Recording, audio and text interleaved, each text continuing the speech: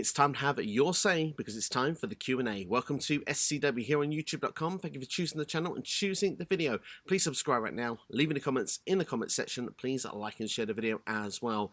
Answering your questions in the wrestling community once again. Plenty going on once again this week. Going to be talking WWE, NXT, AEW and much more. If you want to be involved in the next Q&A here, just leave the hashtag AskSCW in the comments on this video on YouTube, or you can follow me on social media on Instagram, Twitter, Facebook, all should be covered on your screen right about now.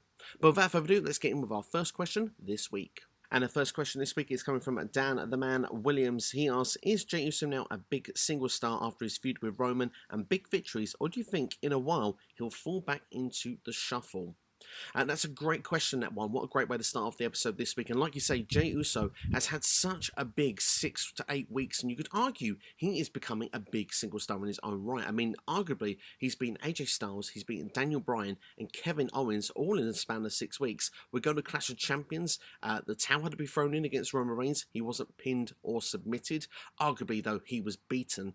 And we do know he would have been beaten in the situation had push come to shove. But Hell in a Cell was exactly the same. He didn't actually pin or submit them either. He had to say I quit only to save his brother. He wouldn't have done it otherwise. So Jey Uso is working in the booking ways of actually becoming a big singles star. The question, like you say, is what is going to happen in the near future? Now, we're going into Survivor Series. He's a part of the Raw and SmackDown match, so if he can actually come out a victor on the Survivor Series team for SmackDown, that puts more stock in Jey Uso.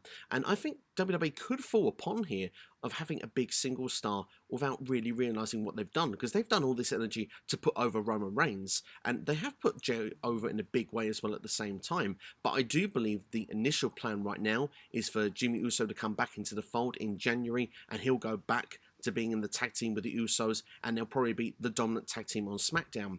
But let's just change things up a little bit. I mean, say the rumoured match that apparently everybody wants, The Rock and Roman Reigns, isn't possible to happen. They can't do that at WrestleMania 37. The other big rumour going around is Roman Reigns against Goldberg, which I must admit, I'm going to hold my feelings back on that one. I really do not want to see that match, and I just don't understand the purpose of having that at another WrestleMania, another year with an opportunity of having the chance to build a new star would go completely out the window. We've spoken over previous weeks of Big E and other superstars having potentials of having that WrestleMania moment, having that championship match, and going over Roman Reigns at that big event would be really something special, especially as Roman's being booked so strong. How about Jey Uso? How about we continue the storyline we've got going on right now? Because Jey Uso is falling in line with Roman Reigns, but he's still not entirely happy with the way everything's going on. He doesn't like that he has to do, when he does an interview, that he has to get permission from Roman to do it. The fact that he has to get permission from Paul Heyman to do it. He still wants to be his own guy, but he's falling in line. He just understands what it's like to be head of the table. And if they could build this storyline of the head of the table over more weeks and months, and the fact they can't get The Rock, why not have Jey Uso, be a sole survivor at Survivor Series, win the Royal Rumble? All of a sudden, this guy is in main event territory, and you would start believing a lot more in Jey Uso. And if he was to win the big one, then at WrestleMania over Roman Reigns, that's a main event star made. So there is a potential they could do that, but I don't think it's the avenue they're going to go down. I think the more likely it is that Jey Uso will be back in a tag team, probably a dominant tag team with Jimmy when they come back. They'll probably be tag team champions as part of this bloodline for multiple months, probably even heading into the summer. I could see them being almost like, untouchable, if you want, in the tag team division. But have they potential to make Jey Uso something? They certainly do, and they certainly something they should look at, because I don't think they've meant to do it, but they really made Jey Uso mean something. I mean, let's look at it. Back in August, he was doing a karaoke competition as a host. He's now been in the WWE Championship picture for the past 2 pay-per-views, and now he's representing SmackDown at this next Survivor Series. Next question is coming from Austin Whitley and asking, at Survivor Series, should Keith Lee be the sole survivor to remind everyone why people like you and I have seen him as a main event player? They certainly could do. Here's the thing, looking at Survivor Series, you mentioned Jey Uso in the last question. Keith Lee is like another one of these people that should be pushed while the going is good for him and continue to book him strong. He's had a great time in NXT. Like you said, that last year's Survivor Series, he was the guy that lost to Roman in this Raw versus SmackDown versus NXT, 15 superstars involved. He was the one that was the breakout star in this sort of moment at Survivor Series last year.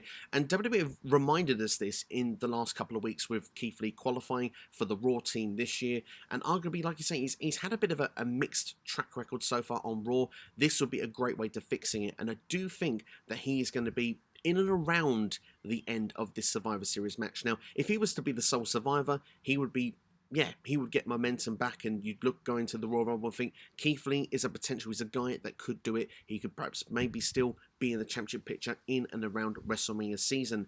But we go back to that last question, and I think that Jey Uso could be the one that is in the sole survivors of the SmackDown team. I think if you look at the two teams currently of Raw versus SmackDown, Raw is clearly the stronger team right now. I think we've got AJ Styles, Sheamus, Keith Lee, and as well as Braun Strowman.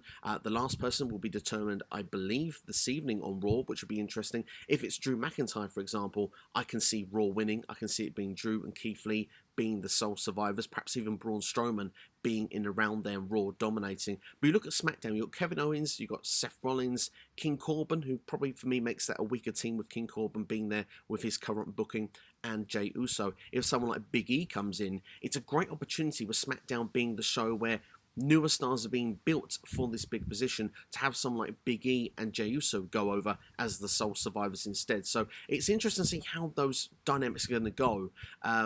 I have a feeling that we could see maybe someone of the mid-card go on the Raw side, although I'd like it to be Drew. I wouldn't even mind if it was The Fiend, to be brutally honest, but I could see that could be messy if The Fiend doesn't win the match. With SmackDown, I could see it kind of being Murphy being in that role. I could see him and Dominic perhaps having a match for that final spot, because there's this big plan apparently Murphy has of why he helped Seth get into the Survivor Series team. So it's going to be interesting to see how those storylines are going to play out going into Survivor Series. Lars Sullivan could be another option that could go onto that Survivor Series team. So depending on how the teams shape out will depend on how my final rumor goes. Should Keith Lee be in the mix, at least certain towards the end of the match? Definitely. Will he be the sole survivor? I think it depends on those final members for the teams, whether I believe Keith Lee will be there at the end or not. But we have to remember, there's a feud going on with Braun Strowman as well, and they like these mixed wildcard tag teams. They don't always get along. It would be a good way to write both Keith Lee and Braun Strowman out if they were to brawl and just leave the ringside and never return, which at the moment, I wouldn't be surprised if that happens. I have this feeling Team SmackDown is going to win this year by hook or by crook. So we'll have to wait and see what will happen. I'm unsure at this point. I'd like to know your thoughts in the comments below. Mike, a Telehabs Mike, on the next two questions now here on AskSCW, asking my thoughts on Tommaso Ciampa's promo on NXT. Though it was after the show, it felt very real and passionate. Why can't stars on Raw or SmackDown follow the same suit, as most promos feel forced and phony? And the second question, what is my favourite Survivor Series pay-per-view of all time? So let's start with Tommaso Ciampa from this past week. Yeah, I think it was very real and it's very passionate because it was exactly those things. It was after NXT went off the air, and it was just one of those sort of rally calls to the fans that had come in attendance. And yeah, it was just one of those moments. It felt so organic. It was off the cuff. It may have not even been planned that Ciampa was going to have, the mic to begin with. He just took it and said what was on his mind, his feelings. And the fact that obviously the cameras were rolling, WWE caught it and NXT caught it, and they thought, this is great. Let's throw it on the YouTube channel. Let's throw it on Twitter, because it's a great advert and it was a real moment and it felt very special. And like you're saying, it would be great if we had more organic promos going through each and every week, because Raw, SmackDown, WWE loves to script them. That's just how it is. It's the nature of how they book things in 2020. I think that if you look back in the old days, the Attitude Era, the Ruthless Aggression Era, a lot of things were not scripted as often. There was a lot more real feeling in a lot of the things they were doing. People were trying to get over organically, and this was a sort of moment where you felt Ciampa really gets over as a babyface organically. Although Ciampa's been kind of almost been more of a heel recently than a face. It kind of puts him back in this tweener role. Now he's gone against the Velveteen Dream. I think it depends on the feud for Ciampa right now, which side of the fence he really kind of sits on. But it was really special. It was real feeling. And yeah, I'm with you. I want to see more of that. I want to see that in weekly TV, whether it's NXT, whether it's Raw or SmackDown. You can see with certain characters, if they're having fun and they enjoying what they're doing. You look at Johnny Gargano, for example. he's loving life in his current character. He's embracing every moment with the spinning of the wheel, the fact that he, on NXT this past week, loving wheels after he hated it a week before. The fact he's dancing around with his North American Championship. It just is goofy, it's funny, but it fits the character perfectly, and you really find it believable because it is believable watching it, because Johnny Gargano believes in what he's doing. He believes in his work, and I think a number of superstars get told this is how your character is going to be, and it's an extension of what your personality is meant to be, but certain superstars don't necessarily feel it.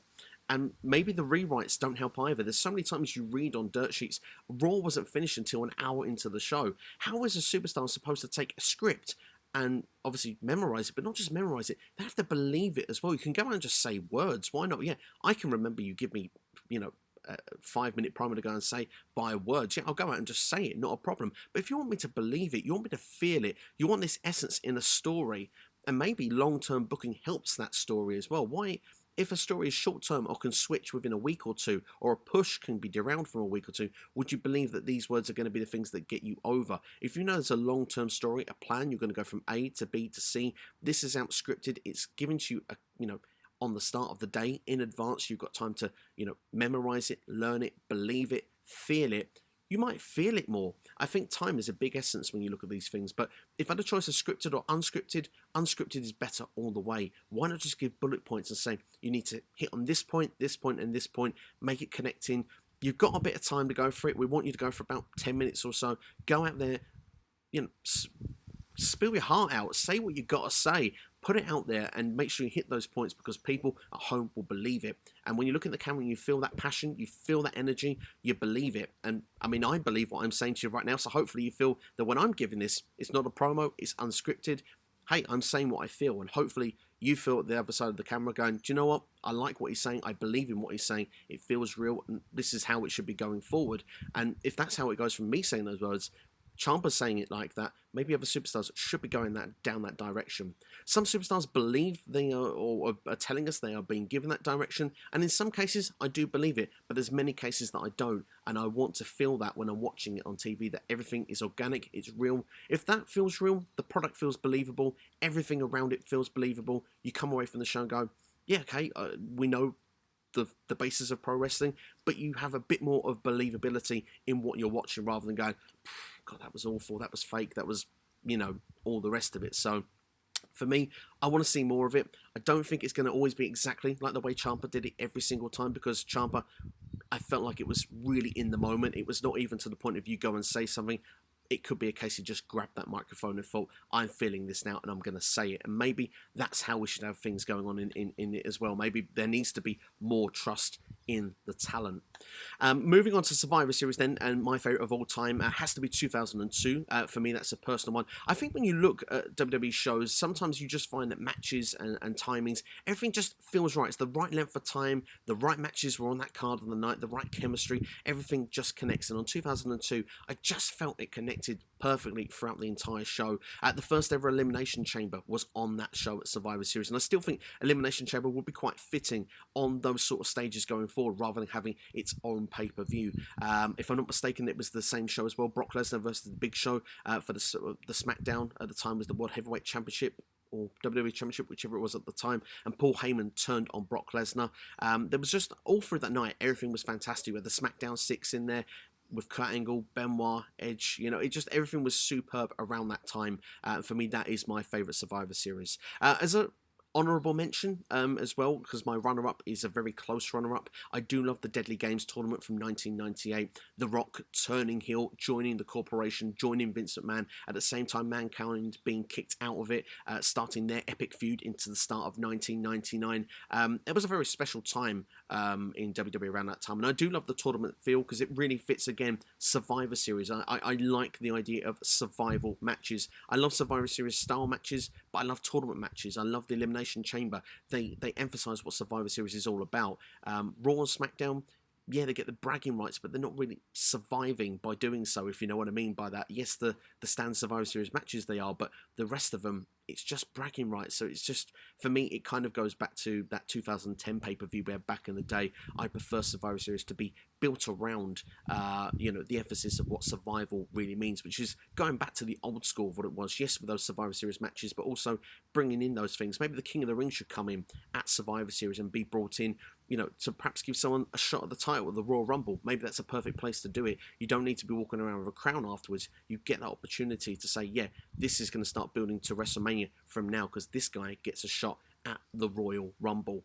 For me, I think that would make perfect sense. But for me, 2002, I'm going off a tangent now, aren't I? 2002 is my favourite. 98 is my runner-up. In modern day Survivor Series, I really enjoyed last year's as well.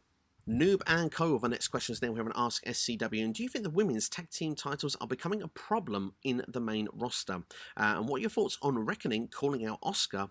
And last but not least, are we getting Sasha Banks feuding with Carmella for the SmackDown Women's Championship after Survivor Series? And that's a great question you asked about the women's tag team championship. In fact, all of them are great questions, but of course that's your first question, which I will tackle first. And arguably you could say so because WWE are making new tag teams, lots of new tag teams, but they had a division when they started and they broke everybody up. I mean, if you look back to when the belts began, the Boss and Hug Connection, no more.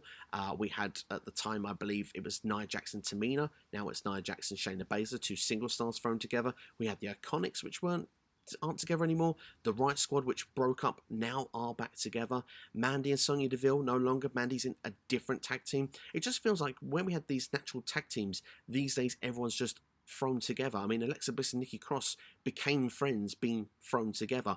We've now got Lacey Evans and Peyton Royce. We still have the Right Squad, thankfully. We've got, I said Mandy, Dana Brooke, and we've got the champions, which are Nia and Shayna Baszler. The fact is, well, these titles are only on Raw these days as well, where they should also be on SmackDown. I suppose makes it's sensible at what we're going through with the current world, but I would prefer to see ready-made tag teams. So in some ways, I would agree, yes, it's becoming a bit of a mess, but it is easily fixable if these teams actually find ways to gel. And I do find that Mandy and Dana have gelled quite well. I think that they do complement with one another together as a team. I do believe that we should have the Iconics back together, really, if I'm being brutally honest. But I think that if we do throw some of these teams together, they get a bit of time to make a bit of chemistry. I think it can work. It's just going to need a bit of time to do so. But NXT as well, they have some teams building down there. Maybe it would be nice to bring one of them up. I mean, I'm a big fan of Dakota Kai and Raquel Gonzalez as a unit. I think they would make great women's tag team champions at some point. Maybe they could do that, but as I say, I'm sure they don't want to mix the rosters around too much at this particular time, even though we have Survivor Series coming up, which is Raw versus SmackDown in a couple of weeks' time. As for Reckoning calling out Asuka, I love it. I think it's great because Asuka has nothing going on. It clearly feels like with the Raw women's division right now, they have potential to make some stars from some new matches with Nikki Cross, Lacey Evans, Peyton Royce. They're not using any of them. In fact, all of them lost to Lana the other week in a fatal four-way. So they're not really building the stars up at the moment. And we have Survivor Series coming up. So if you are looking at one of these and you think, well, this could be our Royal Rumble feud, our, TLC feud, maybe Reckoning is good in the meantime. But Reckoning is talented. She's a great athlete.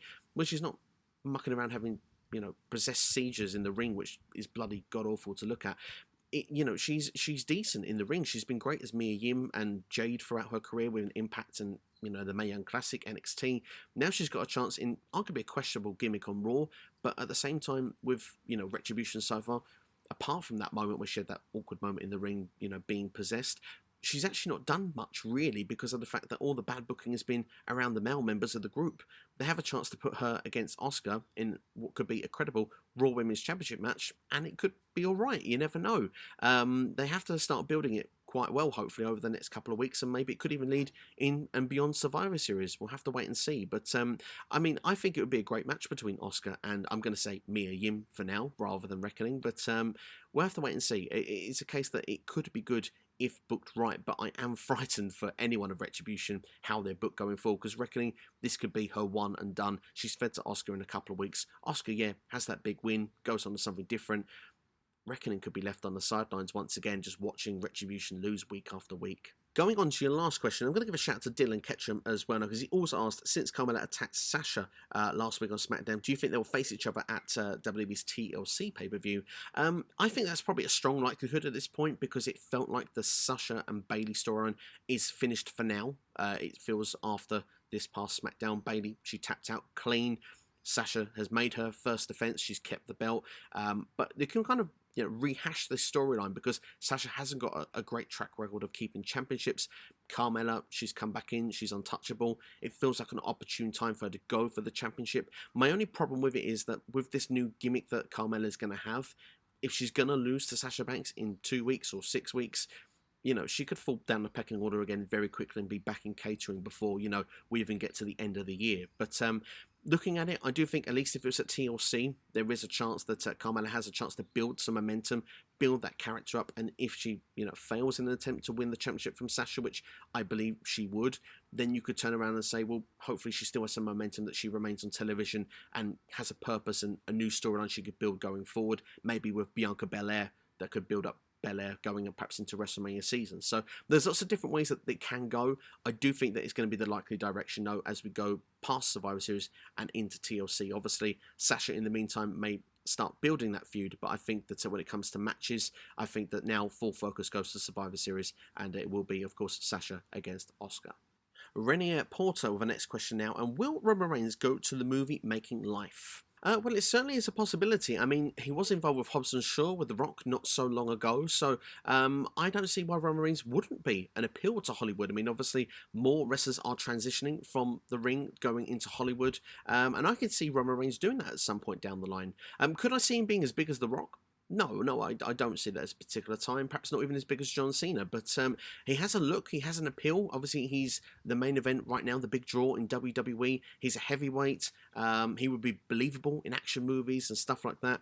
He's found a character that really connects right now in WWE, which I think if people from Hollywood are watching would say, this character sort of style will connect with this movie I'm making or whatever.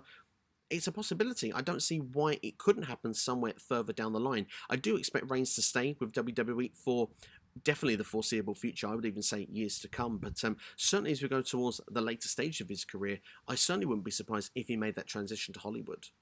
Next question now coming from Tire World Order, asking, is there a woman available that could bring more to AEW than Allysin Kay? She is a locker room leader, veteran, and a great performer. After she that the roster is lacking, Kay could help change that. Anyone else of her caliber available? She certainly does bring something to the table, there's no question about that, and I do think that AEW bring her for that buy-in match, of course at Full Gear. I think she had a good performance. I think that she showcased herself well. I think that she could bring something to that division. Like you said, there's experience there. She's a veteran. She's been around, a former Knockouts champion in Impact Wrestling. She was a part of the Mae Young Classic, NWA Women's Champion for a long time as well. She definitely brings a lot of tools to the table, and she could be a key asset to the AEW Women's division. I don't see her as a leader of that division, but I could certainly think that she could bring something to the table. I certainly think she could bring something to any women's division. I think Impact could probably do of her services right now as well. Of course, sadly, Kylie Ray no longer being around now in professional wrestling, and of course Tessa Blanchard leaving earlier in the year. You would think that maybe someone like Allysin Kay would add something to their division as well. But I do think AEW, looking at it, there are some names out there that they could go for. Allysin Kay, I think, would be a shrewd signing if they were to bring her in.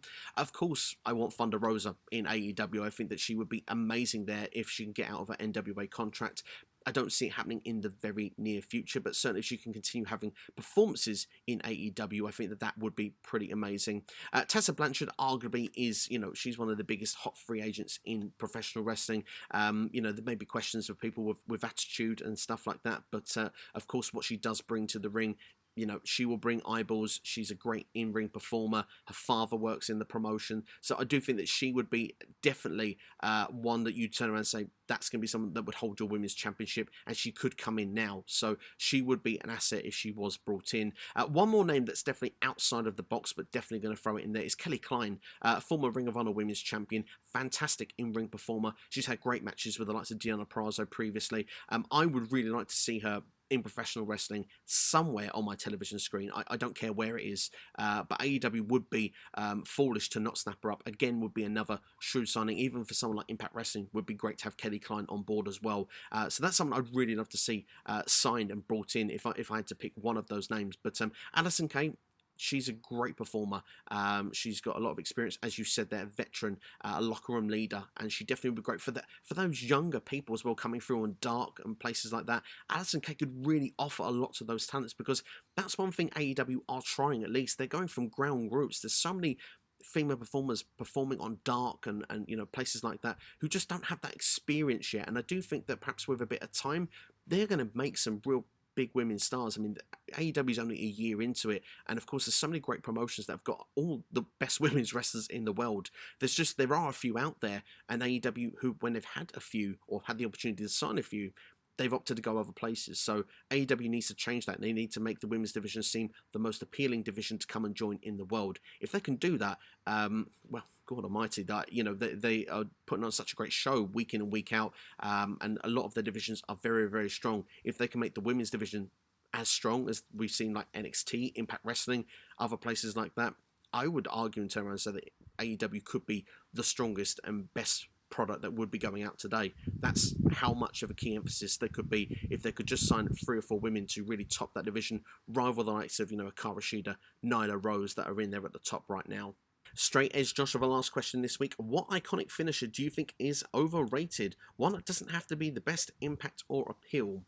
Well, last time I had a similar question to one of these. I went with Hogan's leg drop, which was my least favourite of all time, and of course that would very much fit into this category. There's certainly a few of them. Of course, the Ultimate Warrior splash back in the day. You know, you didn't really have those big finishers back then. Of course, you know, what superstars can do today really does wonders, you know. But taking it to a more modern market is something that I think is definitely overrated in the modern times, is definitely the Shining Wizard.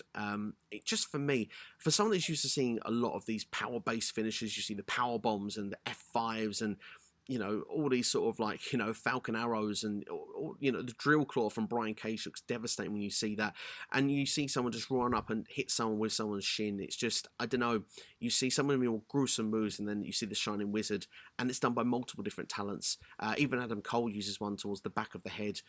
It's not even done via the knee. I just feel it's kind of, half of the time, it doesn't even look like it touches the performer that they're hitting with. It almost like it just brushes them. So for me, I feel that's a very overrated finishing move. And yeah, if I had to give an answer for that, I think it would be that. But that's all from me anyway here on AskSCW this week. Hope you've enjoyed the video as always. Please like, share and subscribe. AEW Full Gear, the review is on the channel. I will leave a link for you in the description of this video. Please go and check it out as well, because it's been up for about 24 hours now, and I would love you guys to go and check that out also. Hopefully more videos will be coming up during the week as well, so keep always an eye on SCW. Hit the bell for notifications. Set those settings to all, so when every video comes out, you know that one of my videos is up and you can go and check it out. But that's all from me anyway. Thank you for watching. And just before I go, make sure to go and check out Wrestling Customs 24/7 as well. Go and check out their website. They're on social media. Custom-made championships for your action figures. They look fantastic, realistic. WWE, AEW, Impact, Progress, you know, NXT. There's so many different varieties ones there. Definitely worth checking out their website. But that's all from me anyway. Thank you for watching. Have yourselves a great day. You've been watching SCW here on YouTube.